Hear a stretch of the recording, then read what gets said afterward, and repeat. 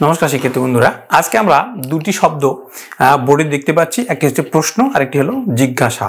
এই দুটি প্রশ্নের অর্থ কি এক নাকি আলাদা, এটি আমরা জানবো বাক্যের মধ্যে দিয়ে।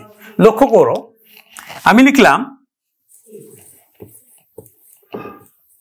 তুমি কি খাবে, আবার লিখলাম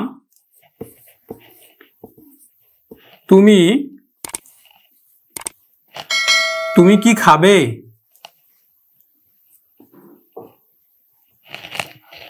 ইংরেজি যদি আমরা লিখি তাহলে লিখব হোয়াট উইল ইউ ইট। তুমি কি খাবে আমরা লিখব উইল ইউ ইট। প্রিয় শিক্ষার্থী বন্ধু, আমরা কিন্তু এই যে কথা বলার ধরনের উপরেও কিন্তু আমরা উত্তরটা নির্ভর করতে পারি। যেমন দেখো, আমি লিখলাম এখানে তুমি কি খাবে, তুমি কি খাবে, এখানে কয় দীর্ঘইকার, এখানে কয় হ্রস্বইকার। লক্ষ্য করে দেখো, তুমি কি খাবে, ভাত, রুটি, ডাল, তখন কিন্তু কয় দীর্ঘইকার হবে এবং সেটি প্রশ্ন হবে, অনুসন্ধানের বিষয়। অর্থাৎ আমরা কিন্তু এই উত্তরটা আমরা কিন্তু মাথা নেড়ে প্রশ্নকর্তার উত্তর দিতে পারবো না। যখন মাথা নেড়ে প্রশ্নকর্তার উত্তর দিতে পারবো না, তখন সেটা কি বলবো আমরা প্রশ্ন, এবং সেখানে কিন্তু দীর্ঘইকার হবে।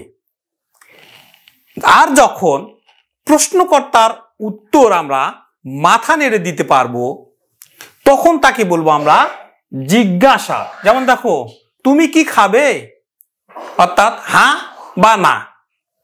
যখন হ্যাঁ বা না এর মধ্যে এই প্রশ্নের উত্তর আমরা পাবো, তখন তাকে বলবো আমরা জিজ্ঞাসা। আর যদি না পাই, তখন তাকে বলবো আমরা প্রশ্ন। আমরা আরেকটি বাক্য লিখি,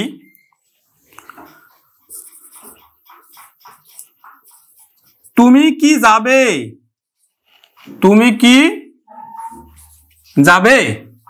দেখো, এখানে কিন্তু আমরা উত্তর পাচ্ছি যাবে কি না, অর্থাৎ মাথা নেড়ে কিন্তু আমরা প্রশ্নকর্তাকে উত্তর দিতে পারবো, হয় হ্যাঁ অথবা না। কিন্তু যদি আমরা লিখি তুমি কিভাবে যাবে,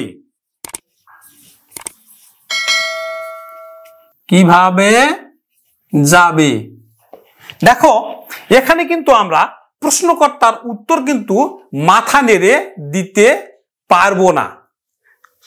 প্রিয় শিক্ষার্থী বন্ধু, যখন আমরা প্রশ্নকর্তার উত্তর মাথা নেড়ে দিতে পারবো না, অর্থাৎ হানায়ের মধ্যে যখন উত্তর থাকবে না, তখন তাকে বলবো আমরা প্রশ্ন।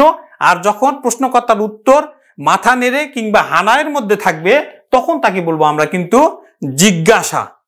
সেই ক্ষেত্রে জিজ্ঞাসার ক্ষেত্রে হ্রস্বইকার, আর প্রশ্নর ক্ষেত্রে কিন্তু দীর্ঘইকার আমাকে ব্যবহার করতে হবে। প্রিয় শিক্ষার্থী বন্ধু, ক্লাসটি কেমন লাগলো কমেন্টের মধ্যে জানালে খুশি হব।